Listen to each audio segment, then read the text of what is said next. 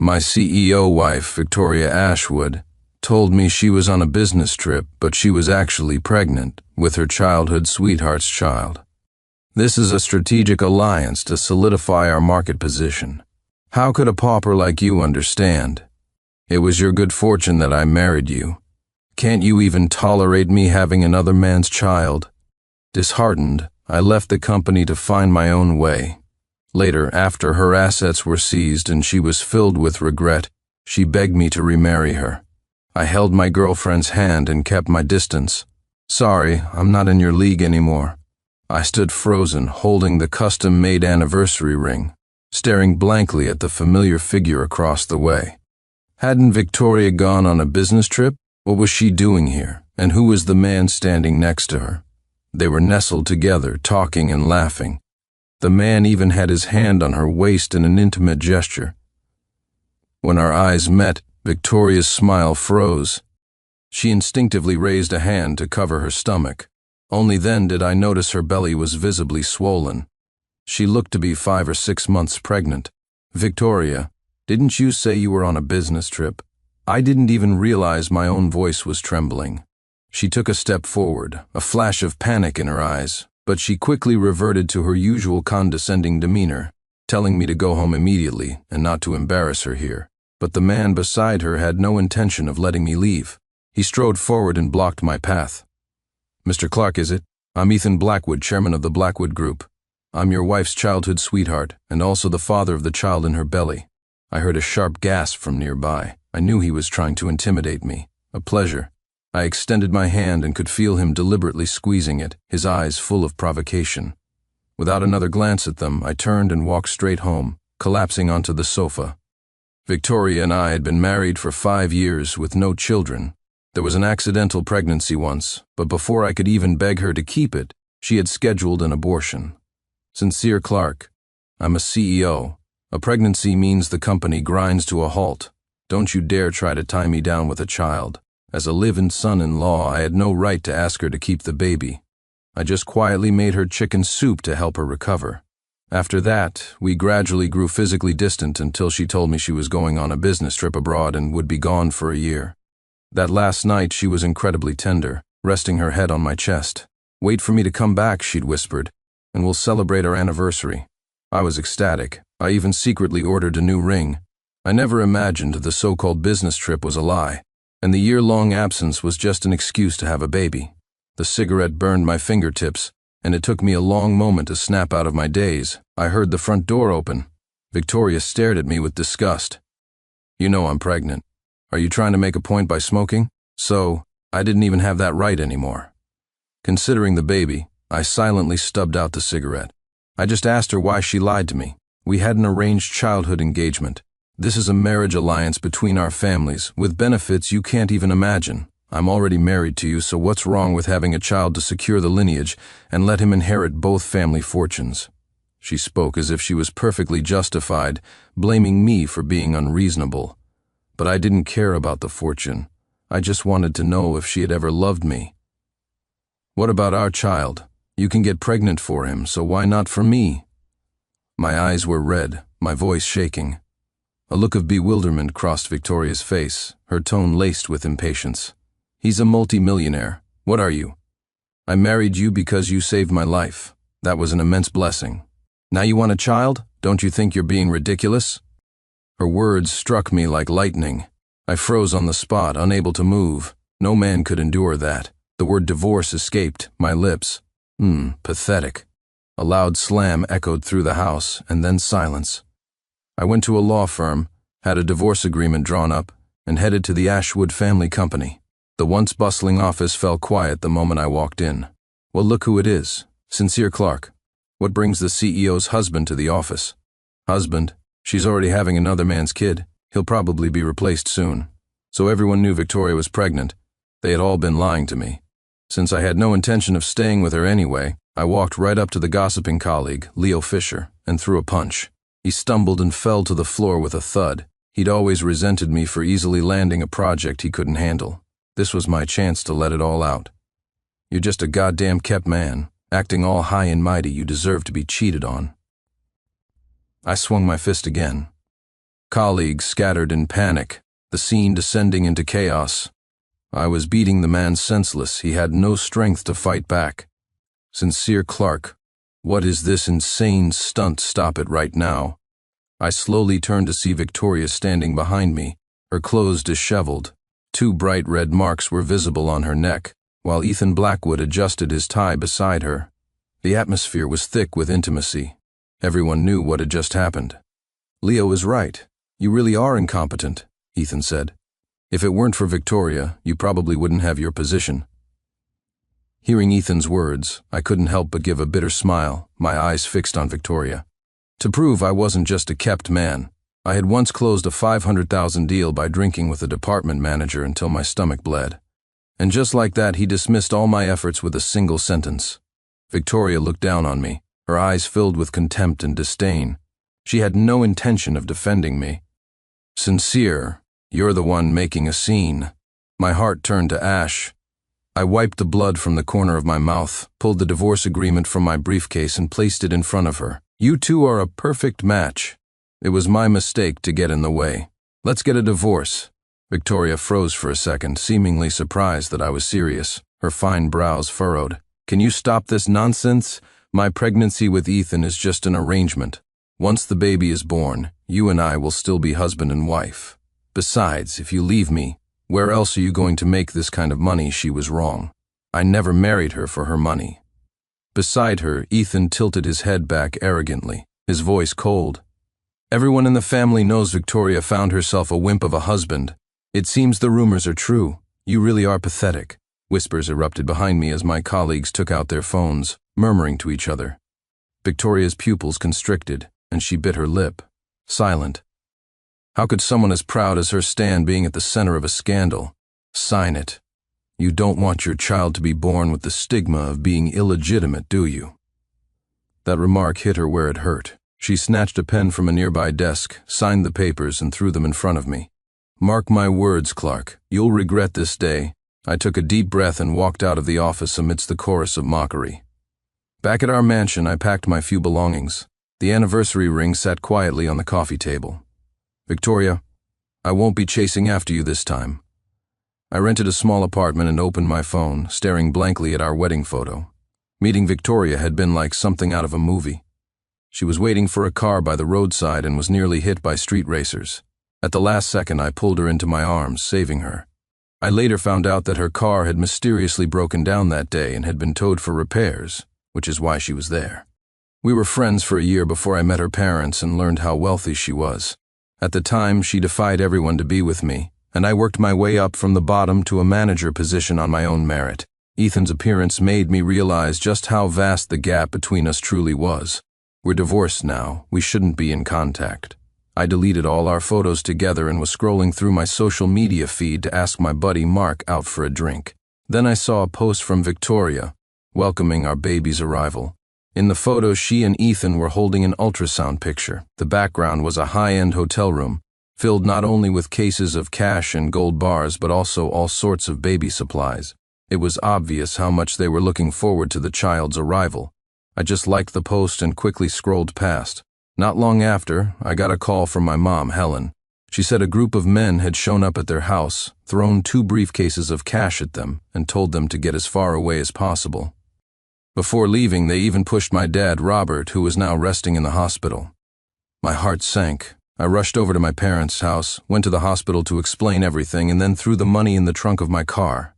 Damn you, Ethan Blackwood. This was a clear provocation.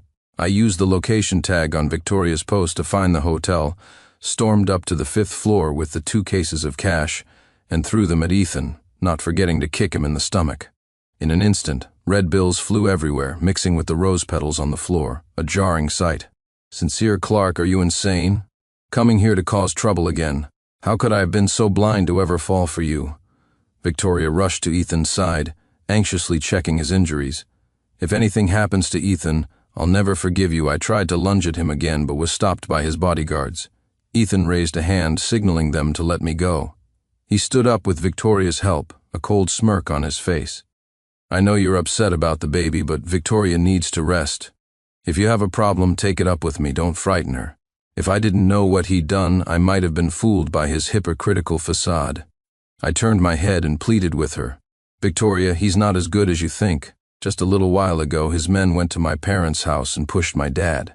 He's in the hospital right now." I thought she would be moved, but her eyes only showed exhaustion and impatience, as if she had reached her limit. "That's enough. Ethan is not that kind of person. There's a limit to your lies. Whatever happened to your dad is his own problem. What does it have to do with Ethan?" Her words stunned me. For the 4 years we were married, my parents had treated her like their own daughter, yet her attitude was so vile. A cunning glint flashed in Ethan's eyes as he shot me a provocative look. It turned out I had been the one who was blind. I smiled faintly, all feelings for her gone. "Control your husband," I said coldly, "and tell him to stop bothering me." Victoria's face went pale as she stared at me, speechless. I got a call from my family and quickly left the hotel for the hospital. Any lingering attachment I had for Victoria vanished in that moment.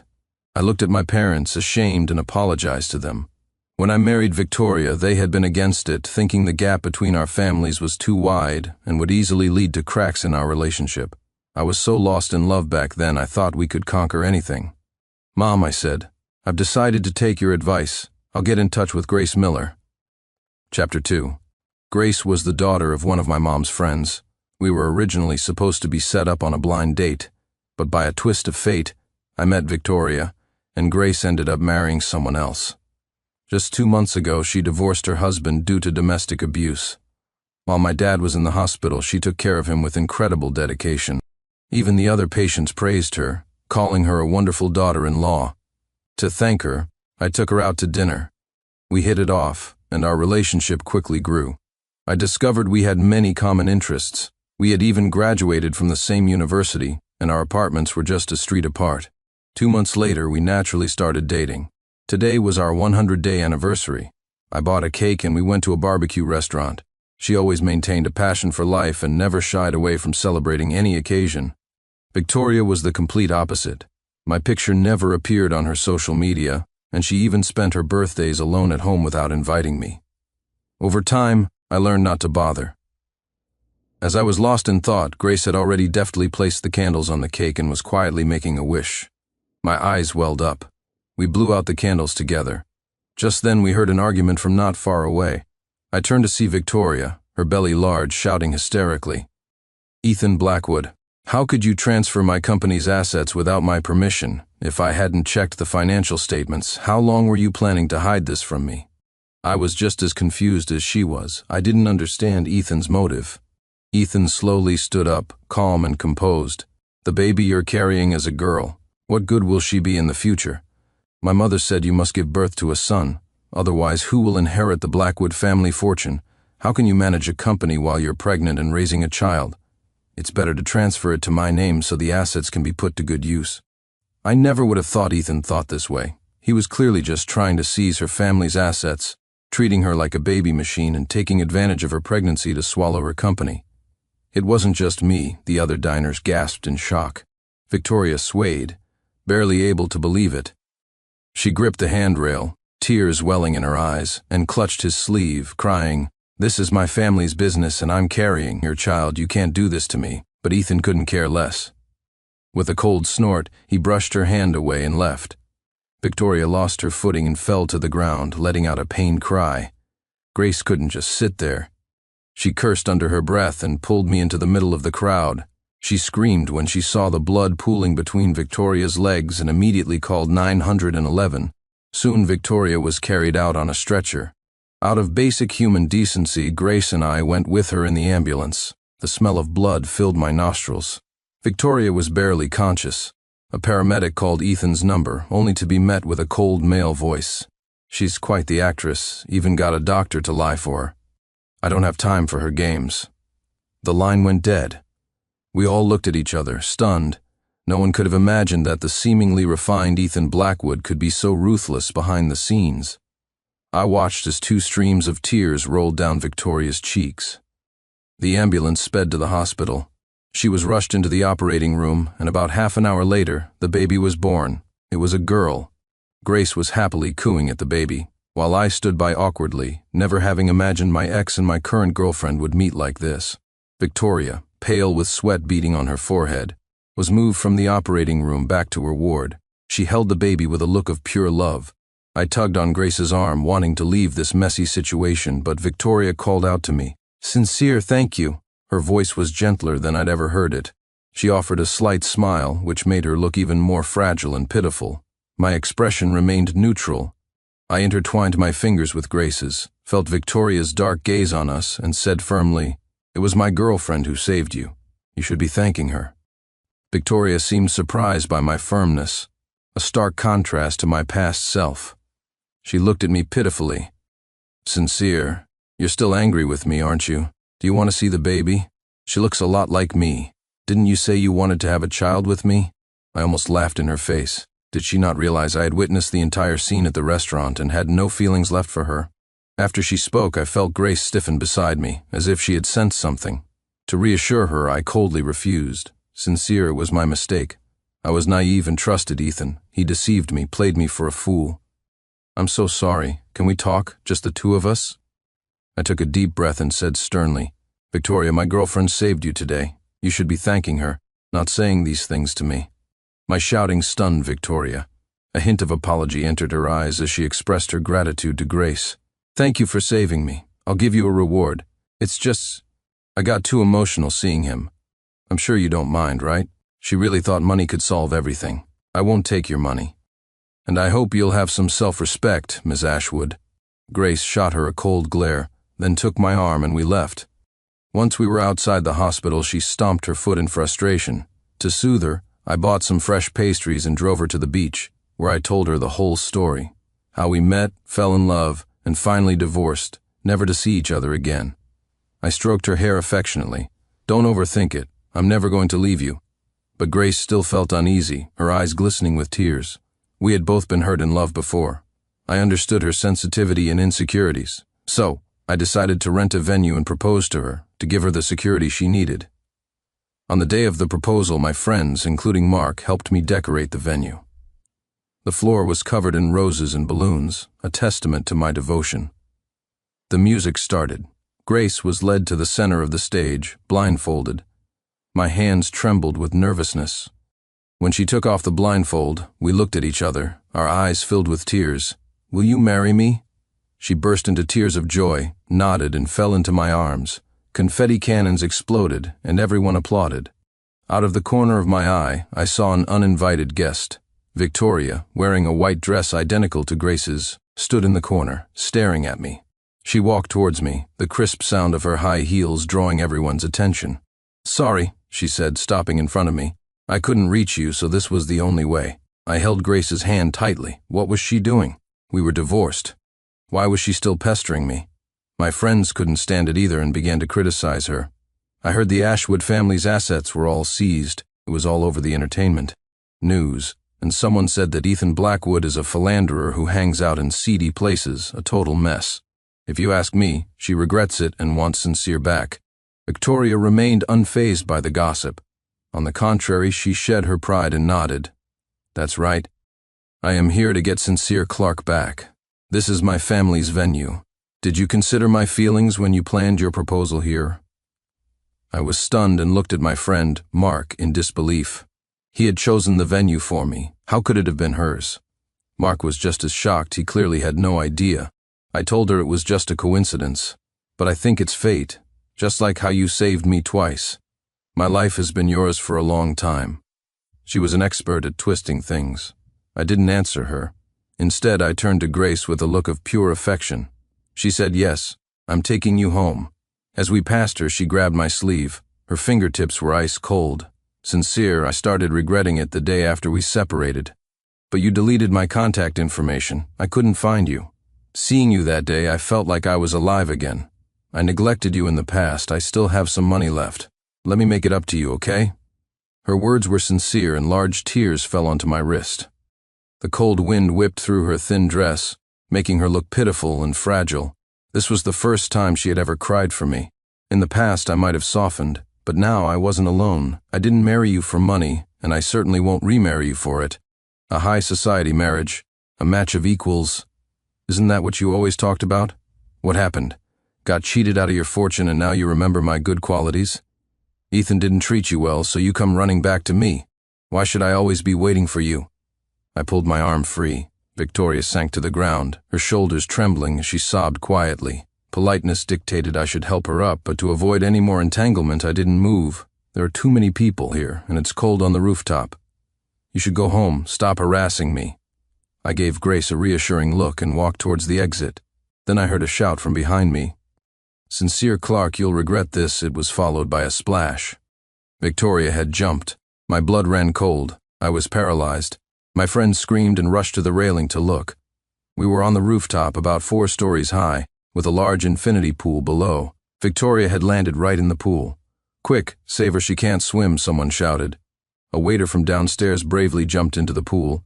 It took 3 people to chaotically pull her out. Everyone rushed to the edge of the pool to check on her.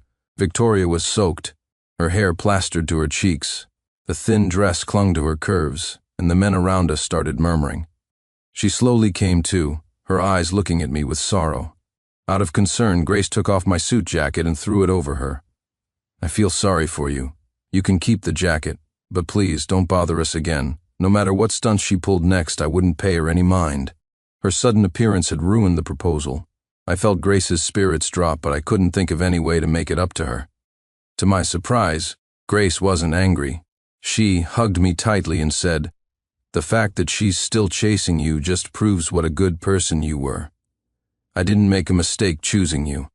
As long as it didn't affect our relationship, that was all that mattered." I breathed a sigh of relief and started planning the wedding with Grace's parents.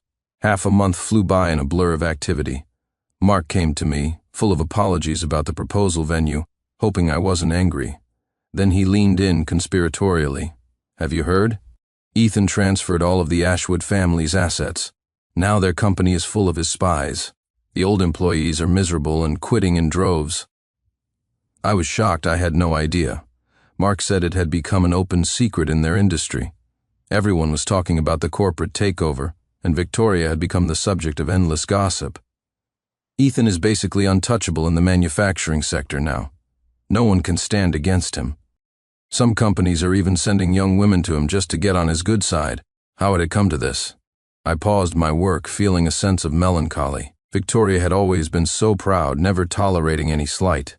How could she accept her husband bringing different women home? I heard she's trying to divorce him, but he won't agree. They're at a standstill, and it's getting really ugly. The Blackwood family scandal was all over the news. As the biggest beneficiary, of course Ethan wouldn't agree to a divorce. I shook my head with a bitter smile, marveling at the complexity of people. "By the way, my wedding is in 2 weeks. When you guys share the news, please don't let them find out. I don't want any more trouble." Mark nodded and went back to helping me with the preparations. When night fell, I dragged my exhausted body home. I bumped into someone head-on. Without looking up, I quickly apologized. Then I heard a familiar voice. "Sincere, are you okay?" Chapter 7. It was Victoria, shivering in the cold wind, her lips pale. The Victoria I remembered was never this disheveled and distraught. My feelings were a complicated mix. "I've been waiting for you for a long time. I'm so glad I finally found you." She forced a smile, which only made her look more fragile. Her eyes were filled with heartbreak as a tear rolled down her cheek. Can I come inside for a bit?" Thinking of Grace, I shook my head. As her fiancé, I wouldn't create any situation that could be misunderstood and hurt her. Victoria seemed to understand my resolve. A self-deprecating smile touched her lips. All this time, I was being deceived by my colleagues. "I never knew you drank yourself sick to close that deal. I misunderstood you. I'm sorry." She bowed her head sincerely, seeking my forgiveness. A dull ache started in my stomach, but I felt a sense of detachment. So that was it. That's why she thought I had only gotten ahead through connections, and why her attitude towards me had plummeted. The credit for my hard work, once erased, was now being acknowledged, but it no longer stirred any emotion in me. "It's fine. I've already forgotten about it." I didn't want to dwell on the past, but Victoria seemed determined to rekindle my memories. "I didn't know Ethan went to your parents' house behind my back and hurt your father. I will go and compensate them." I cut her off with a cold laugh, sizing her up. "Compensate them with what? Everyone knows the Ashwood family is finished. You're broke." Her face turned ashen. I had hit a nerve, and she fell silent. "Victoria, your biggest mistake is thinking money can solve everything. In the 4 years we were married, I barely spent any of your money. Don't you understand a simple truth? The more I used to love you, the more I can't stand you now." My shouting made her tears fall freely, and she whimpered like a wounded animal. As she wiped her tears, I accidentally glanced at her hand and saw the white diamond on her finger. It was the engagement ring I had prepared. "Sincere, I've worn it ever since. I've never taken it off. Every night I'm filled with regret. If it had been you, you would never have neglected me. You wouldn't have spent your nights carousing and pressuring me to have a son. I'm the one who lost you." Her expression was earnest, her tone more serious than ever before. "But I didn't need it anymore. My dad still has a smaller company. I've sold it. Let's get back together. We can use the money to start a new business and make a comeback. With our talents, we can definitely build something great." I just found it laughable. "Aren't you afraid I'll just take your money and leave again?" Her expression was firm. She said she would be willing, even if I did. But I had no desire to repeat my past mistakes. "Sorry, I'm not good enough for you." Victoria froze, her faint smile faltering. She had clearly expected me to come back. I pried her fingers off my arm and walked resolutely towards the apartment building entrance. A shout came from behind me. She had pulled out a sharp knife and was holding it to her neck. "If you don't remarry me, I'll kill myself right here." I stopped but didn't turn around. "If you have the courage to die for me, then you have the courage to face the world, divorce him, and start a new life. Don't disappoint your parents." Amidst her sobs, the knife clattered to the ground. I knew she had given up. A light rain began to fall. I don't know how long Victoria stood out there. When I looked out the window again, she was gone. The wedding preparations were exhausting, keeping me busy from dawn till dusk. I fell into a deep sleep and woke up late the next morning. We had an appointment with the wedding photographer. As we were about to start the outdoor shoot, 4 or 5 men in suits approached, surrounding a couple. The man was casually groping the woman, with no sense of shame. Grace's face twisted in disgust. In public, too. How shameless, it's disgusting. I followed her gaze, the words of agreement dying on my lips. Wasn't that Ethan Blackwood? What a coincidence. As if sensing my gaze, Ethan turned his head. Our eyes met, and a look of surprise and amusement crossed his face. He pushed away his bodyguards and his female companion and walked over to me. "Well, Mr. Clark, you certainly work fast. It's only been a short while, and you're already getting remarried. I wonder if she knows about your past?" He was deliberately trying to provoke me. I wrapped my arm around Grace and smiled nonchalantly. "We fell in love freely and know everything about each other's pasts. Unlike Mr. Blackwood, who is never without a flock of women. My jab didn't seem to bother him. In fact, he looked proud. In his mind, the more women he had, the more glorious it was. I hear Victoria's always pestering you. Whenever she cries to me about it, I tell her she deserves it. She's the one who made a poor choice. Who can she blame? You managed to live with that stupid woman for 4 years. That's quite an accomplishment." My eyelid twitched. I resisted the urge to punch him. "You used her love for you to swallow her family's assets," I scoffed. "A truly brilliant scheme." He was about to retort when someone behind him whispered something. His expression changed instantly, his eyes turning fierce as he clenched his jaw. "That damn woman, tell the company I'm on my way back. Let's see what kind of trouble she can stir up this time." Furious, Ethan shot me one last glare and turned to leave. He quickly got into a stretched Rolls-Royce and disappeared into the crowd. Could it be that Victoria had made a new move?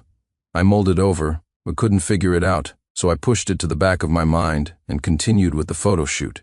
It wasn't until that evening, when I checked my phone, that I saw Mark's message. I invited him out for dinner. Mark was a chatterbox who couldn't keep a secret. After a few drinks, he leaned in conspiratorially and asked if I knew what was happening with the Blackwood Group. I shook my head, telling him only about our encounter that afternoon. He puffed out his chest, his tone slightly proud. "I heard Victoria pulled a move that hurt her enemy by 1,000, but cost her 800. She exposed her own company's past tax evasion and then reported Ethan for massive tax fraud and bribing officials. The authorities are launching a full-scale investigation. The whole company is in chaos." Grace and I were stunned. We couldn't believe she was capable of such a drastic act. It seemed Victoria had finally had enough and resorted to this desperate, bold measure.